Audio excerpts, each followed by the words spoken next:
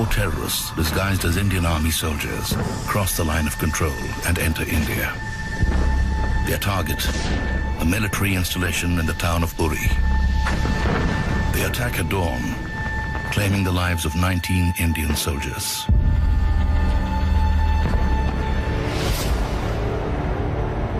Indian paratrooper special forces arrive on the scene.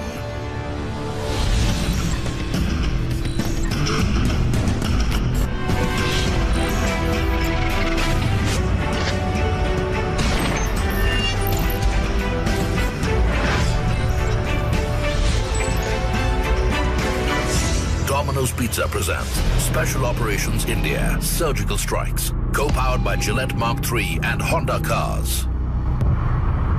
By the time the special forces arrive, the suicide attack is over. This setting was Indian attack. With the well-received last orders in recent attacks.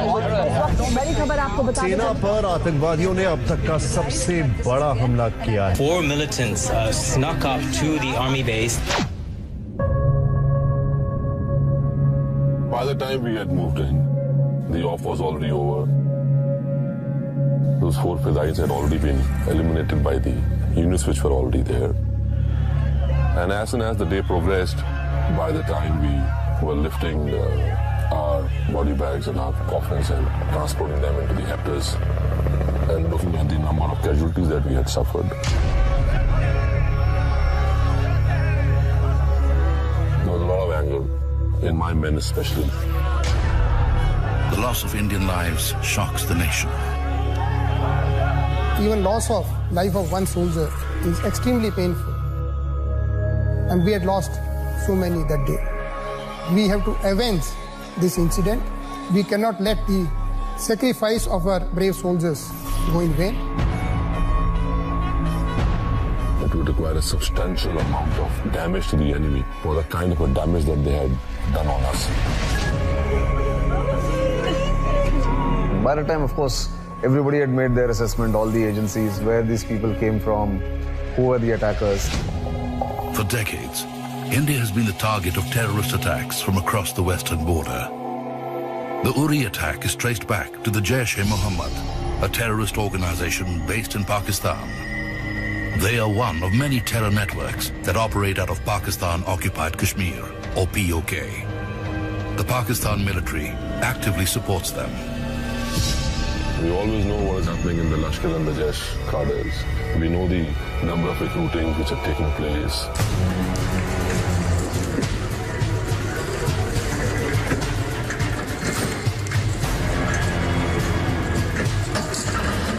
From terrorist training camps, armed militants are brought to launch pads.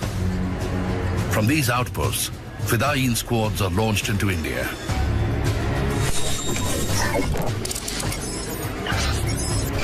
These launch pads are close to the line of control, or LOC, separating India from POK. Under protection and cover fire from the Pakistan Army, these terrorists infiltrate to carry out attacks on Indian soil.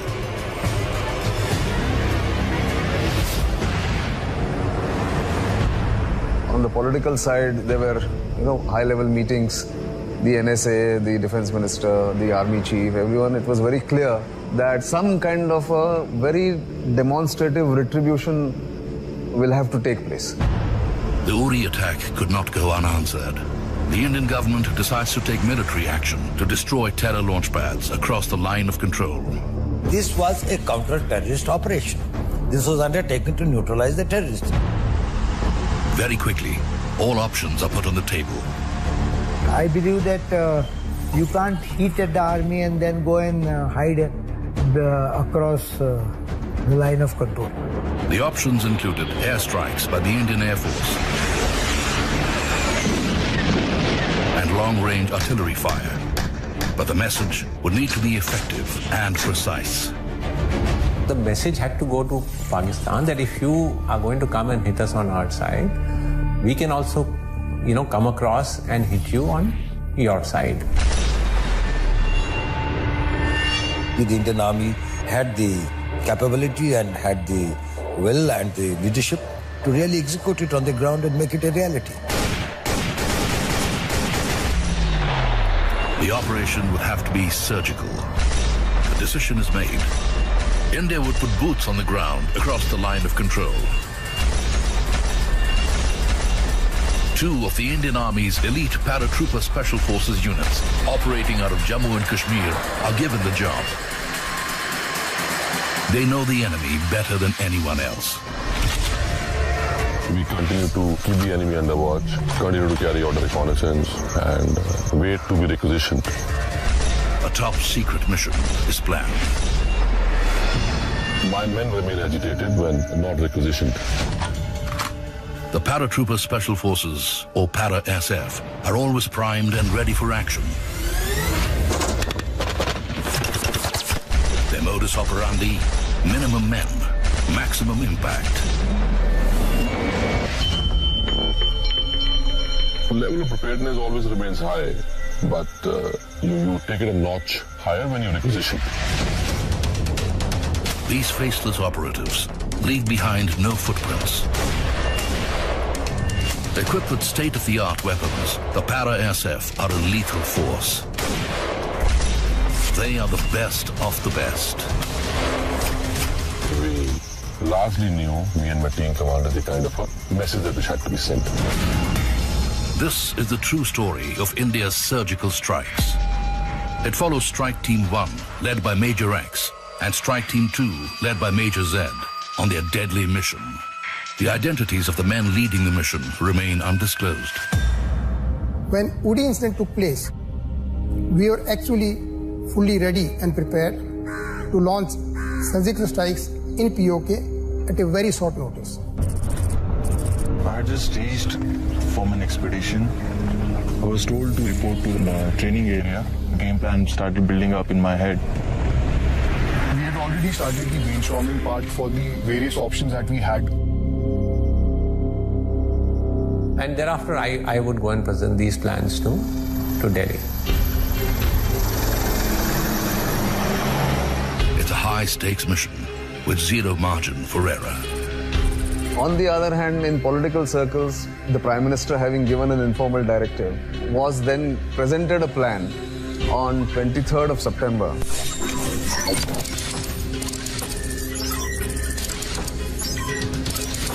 Multiple targets would be hit across the line of control in POK. Army headquarters selects 6 targets. Did this complicate the planning process? Hugely. These targets are on enemy territory, with varying terrain and spread out at considerable distances. A simultaneous attack is impossible. Multiple teams would conduct the operation. Strike Teams 1 and 2 are assigned 2 targets in North Kashmir. But before they can strike, they must watch and plan. Major Z and Major X action their highly specialized recon teams. Their job, to observe the enemy at close quarters and gather detailed intel. Major Z and his team leave home base. The recon mission has 3 key objectives. 1, to scope the best route to cross the line of control. 2, a 24-hour surveillance of the target. And 3, to put together a fail-safe exit plan.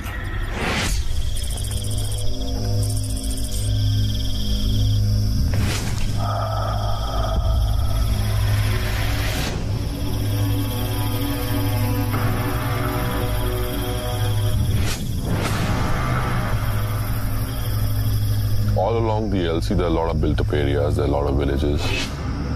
There are enemy informants everywhere.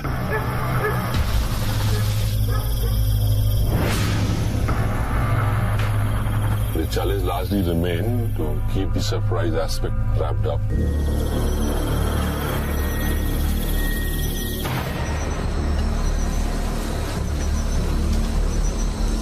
Terrorist infiltration routes crisscross these pine forests.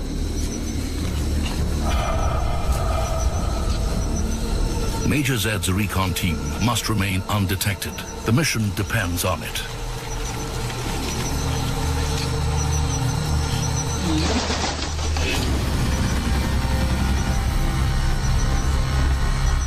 You have to keep track of the noises you generate. Just stay as small as possible if you walk cautiously. It takes years of training to master stealth, but things can still go wrong.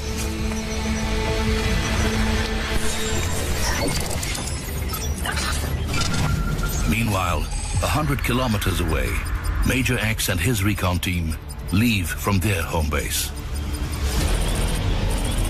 They pick their way through thick forests in the Pir Panjal. It's an isolated route, and with good reason. Just inches below the ground, anti-personnel mines are rigged to explode at contact. One wrong step could blow apart the men and the mission. Also, over a period of time, they shift from the places where they've been put. That becomes very difficult to make out where these mines have moved.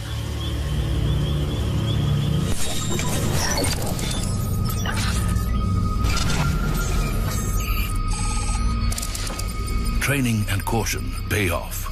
Major X and Recon Team 1 cross the line of control in the Lipa Valley in POK. Natural features demarcate the LOC in several places. It is not all fenced off. Crossing over is challenging, but not impossible.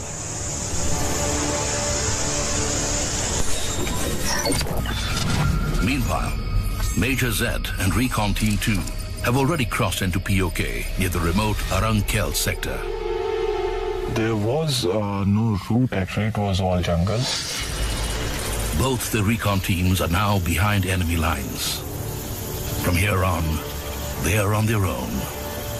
Across and behind enemy line, the threat is always there. The stakes have never been higher. Pakistani posts, 24/7 patrolling, and surveillance drones keep an eye on all movement.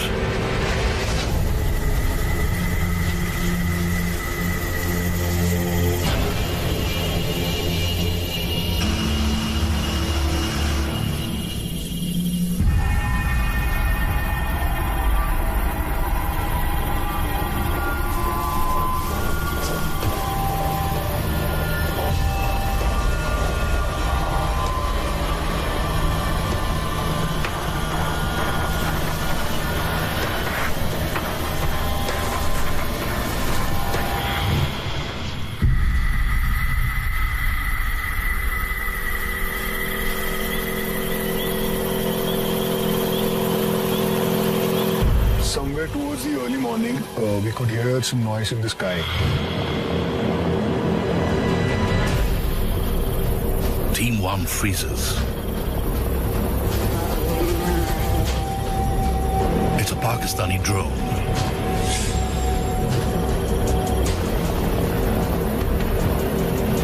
If detected, they could be captured, or worse.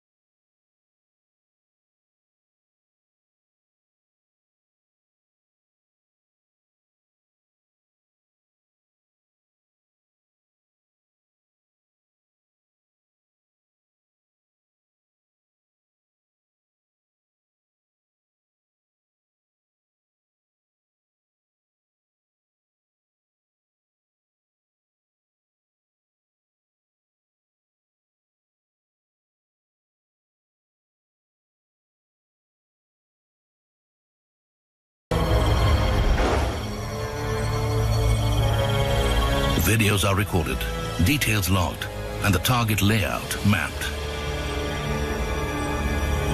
Which side they cook their food, which side do they store all the fuel and water.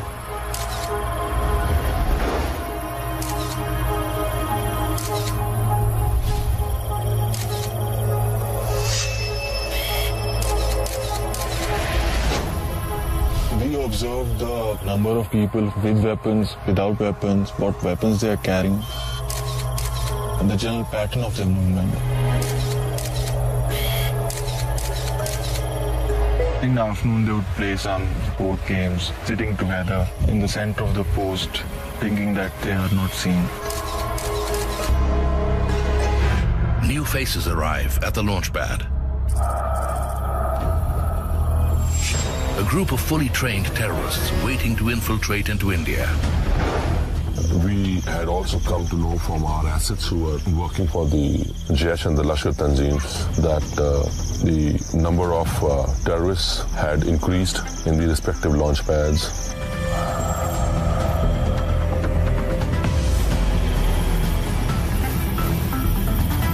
But that's exactly what Major Z wants. The plan is to neutralize as many terrorists as possible with one surprise strike.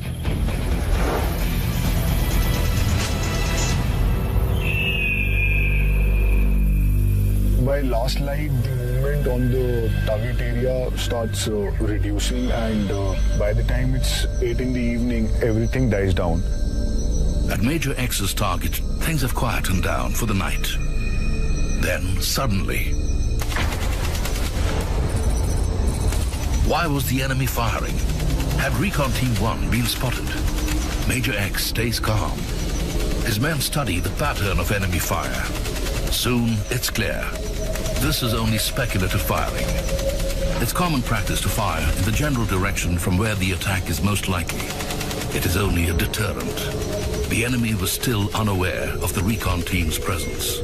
Major X and his men lie low and hope no enemy bullets find them.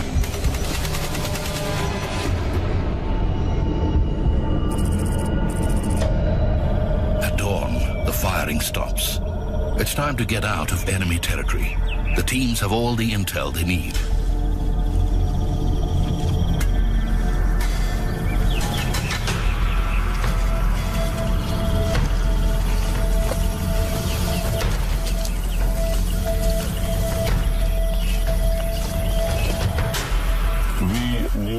Each and every component of the target, the exact number of strengths which were there, and one of the places we also knew the name of the terrorist commander who was there. Major Z's men are positioned on an 80-degree incline. Getting out of here may be tricky, so ropes are tied and left behind for a swift exit.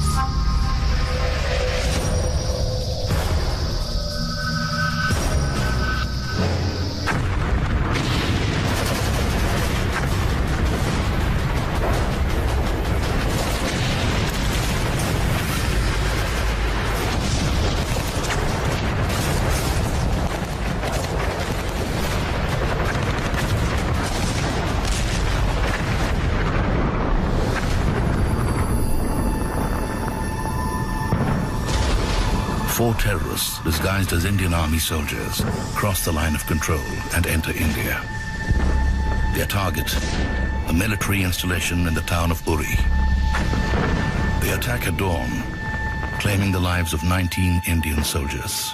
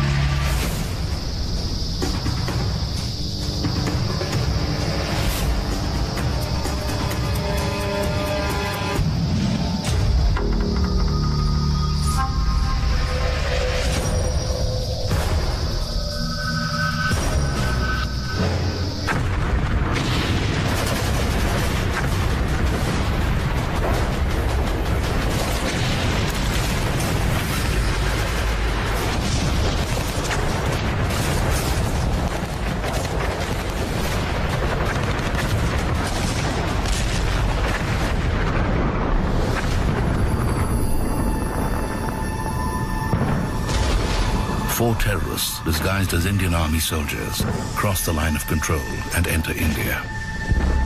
Their target, a military installation in the town of Uri. They attack at dawn, claiming the lives of 19 Indian soldiers.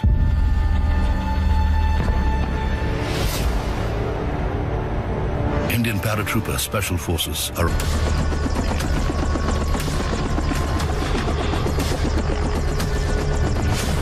Major X's team is airlifted from home base.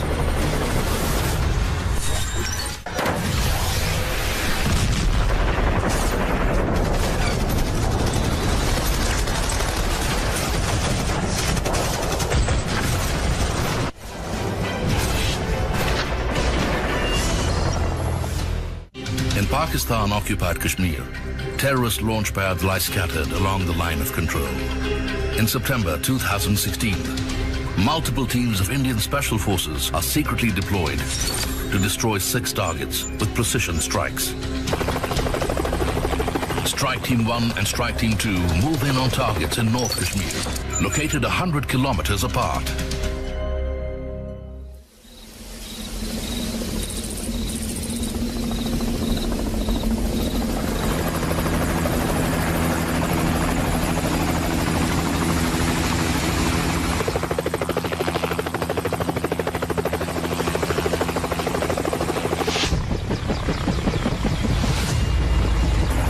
Strike Team 1 is dropped off in an unmarked landing zone.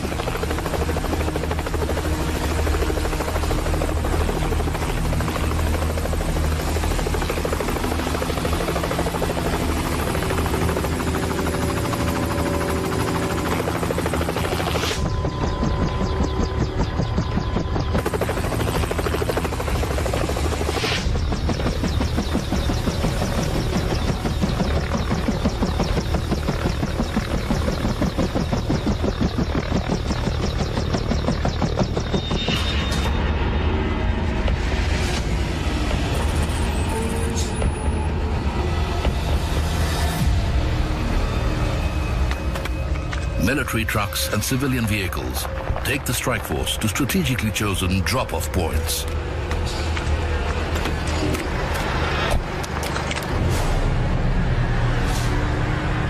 No one must get the slightest hint of what's happening.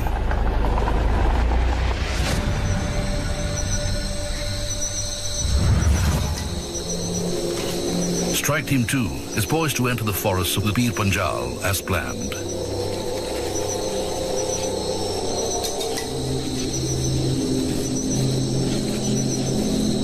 We were just waiting for the right time and then the correct phase of the moon for the insertion.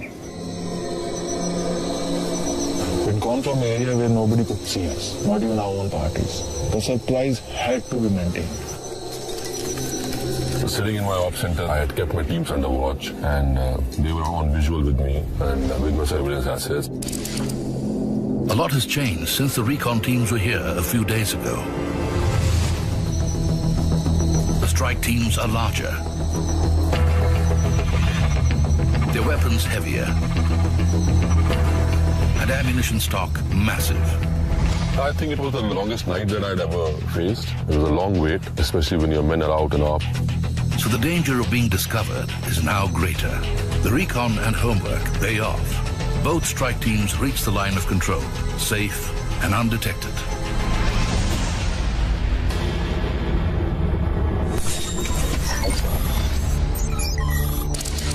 Major X's team is now in enemy territory.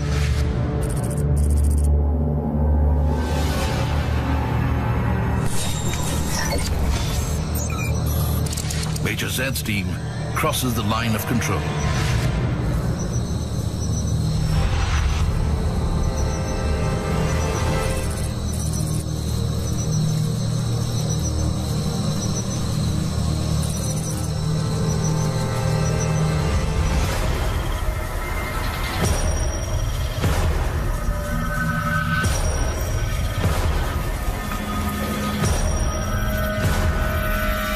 From here on, every bit of Special Forces training will be put to the test.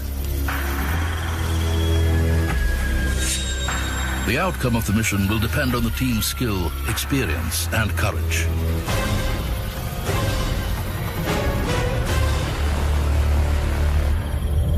Major Z's rocket launcher team are tasked to cause the most damage to the target.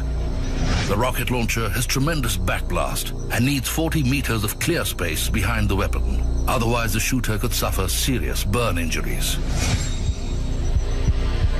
But the terrain poses a challenge. The gradient was about 80 degrees. But Major Z has a solution. The rocket launcher team wear harnesses. Ropes are then fastened, and a secure firing position created on the steep incline.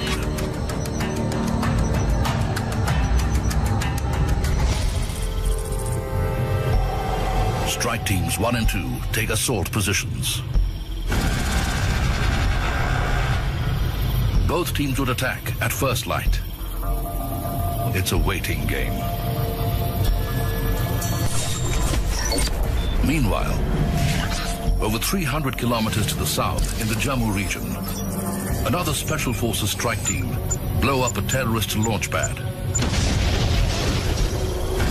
The surgical strikes have begun. Strike team 1, come in. Strike team 1. During the operation, we were intimated that one of these strikes had already gone through. Within minutes, Strike Team 1's target begins preemptive firing all around their launch pad.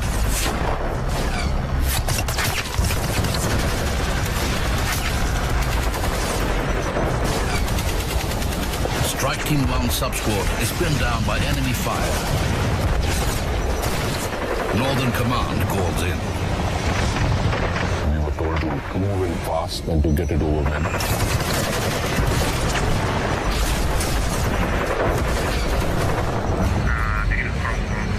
But the final decision is left to the team leader on ground. Heavy fire is raining down on Major X's sub-squad. He is willing to take a calculated risk. His team is still undetected, so he holds off his attack and waits for first light. We we stuck to the time that we had selected, and we needed to wait another few hours. So we had to ask that party to move back. Alpha team, fall back, over and out.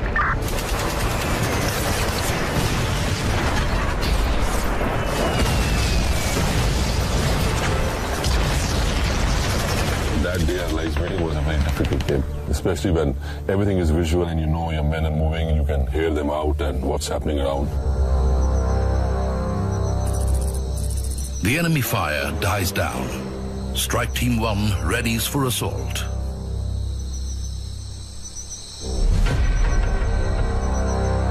Inside, yes, you were tense. First, of course, was you had your soldiers across. Those people were really in harm's way. Would they all come back safe? Second was also we knew that next morning, India would wake up, switch on the televisions and see the army has gone across and done a cross-border operation. The strike teams are in position.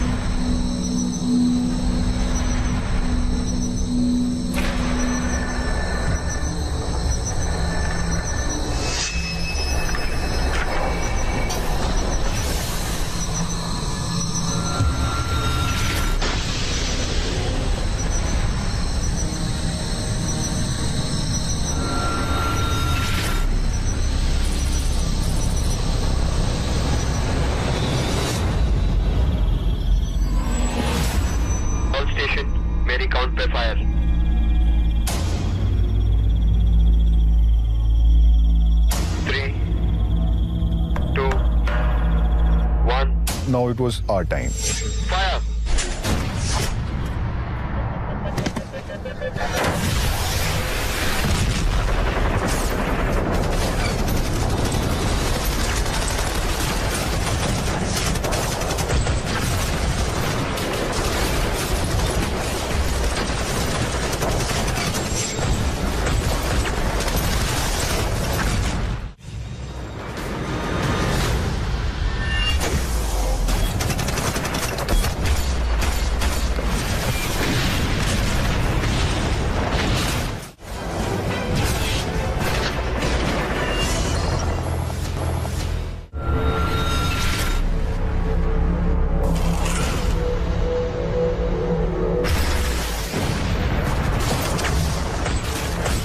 Indian paratrooper special forces strike behind enemy lines.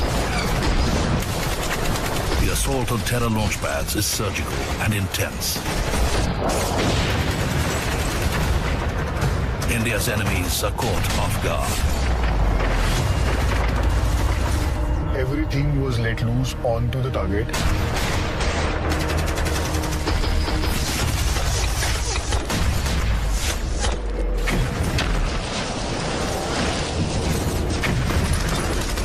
They were not aware what is happening. We scattered them. That gave an advantage to the other team to close in.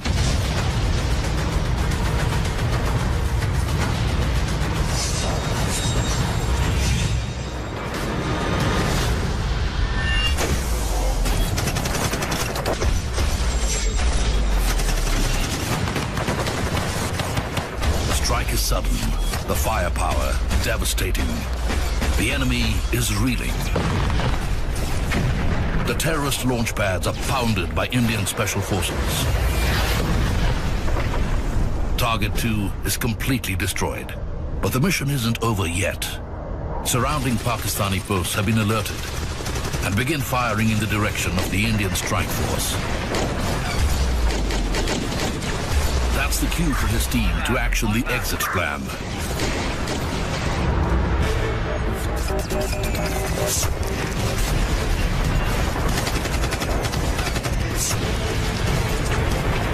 They opened up with everything they had and everywhere they could. They need to get out and get out quick. In the shortening intervals between bursts of gunfire, Strike Team 2 timed their exit perfectly. So we use those small windows of 2 minutes, 5 minutes to exfiltrate.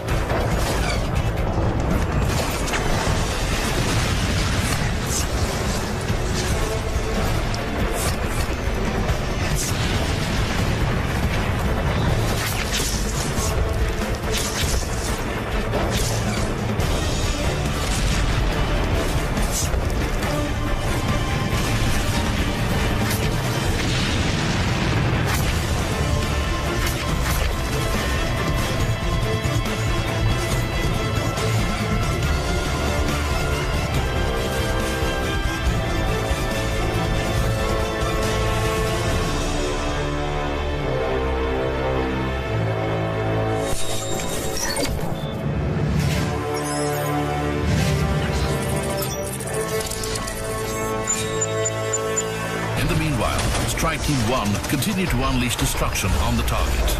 The assault window is closing, and it's time to move out. But heavy Pakistani fire is now raining down on them. There was bullets whizzing past us. There was mortar rounds which were being fired and which were landing right or left of us. They were not moving out. They were so embroiled into the op. And I had to give them a final decision that we need to move out now. Number 2 squad, move.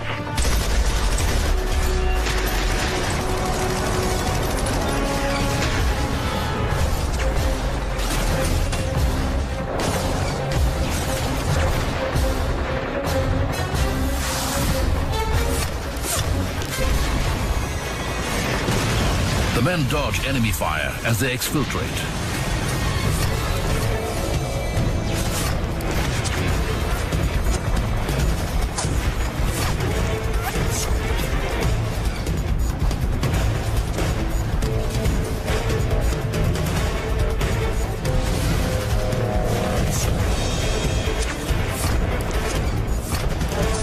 Thing that now mattered was the speed, because we needed to get out of the effective range of these weapons.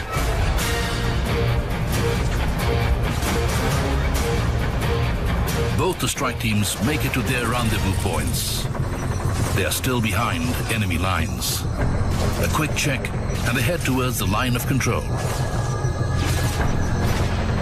The thing which was left was just to get back home. And who doesn't want to go home?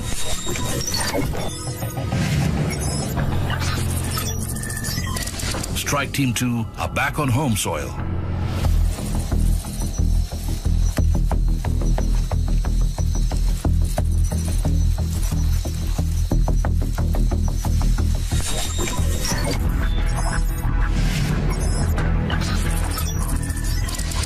Strike Team 1 crossed the line of control into the Kashmir Valley.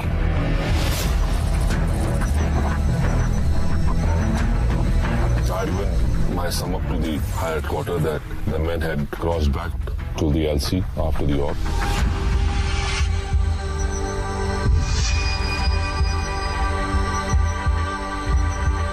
I gave the report to Army headquarters only once everyone had come back. But luck could still ruin best laid plans.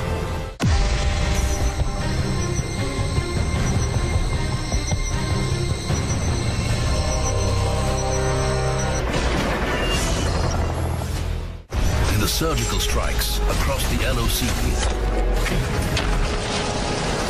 India's paratrooper special forces destroyed terror launch pads in Pakistan-occupied Kashmir. Strike teams return to Indian soil, but danger still lies inches beneath the surface.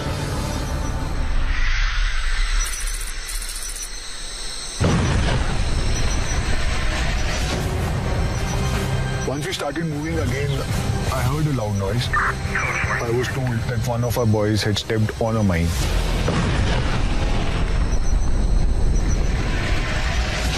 A special forces operative has stepped on an anti-personnel mine. It blows off a part of his foot. The team medic can only provide combat first aid, but to save his foot, he needs to be evacuated, and fast. All station, report, over. Major X radios in.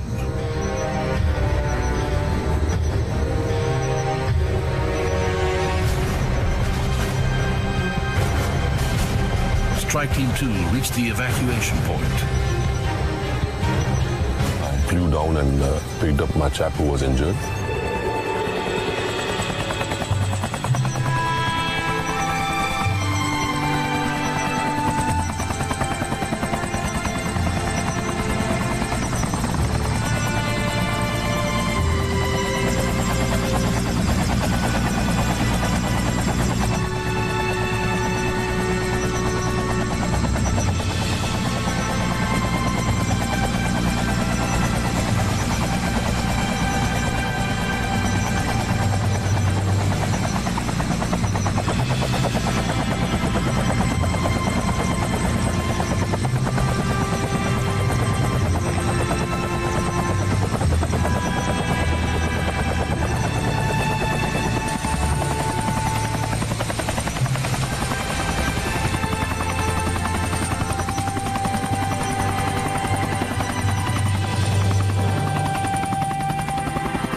I took my team commander and we were called back to the headquarters to give the final debrief from the op.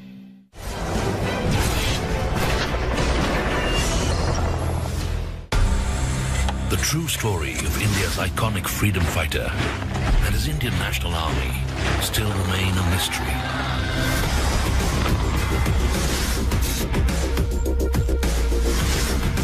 New findings reveal pieces of the puzzle scattered around the world. On the birth anniversary of Netaji Subhash Chandra Bose, history investigates his alleged disappearance. Netaji Bose and the Lost Treasure, tomorrow 9 p.m.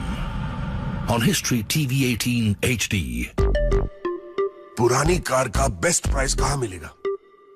Cars 24 के branch में सिर्फ एक visit करके. Cars 24, car बेचो best price में. 30% instant cashback on flight booking. Book on ClearTrip today. One idea can change the world. That was the moment that I knew it was going to be huge. Stories of light bulb moments that turned into $1 million empire. And that was my eureka moment. In $1 Million Genius. Saturday and Sundays 8 p.m. $1 Million Genius, presented by Absolute. Create a better tomorrow tonight.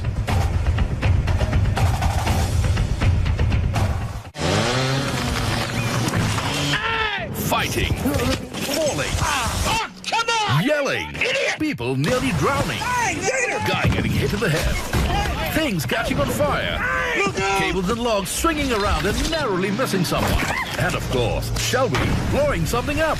Watch everything awesome and everything you love about them in a new season of Axemen, Saturdays and Sundays 9 p.m. only on History TV 18 HD.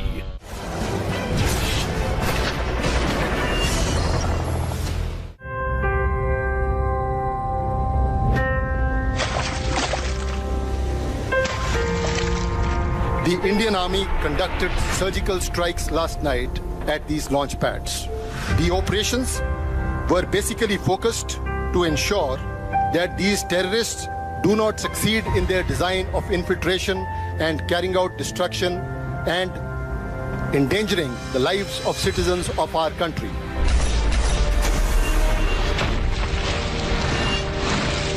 Well, I think the people are very upbeat. They always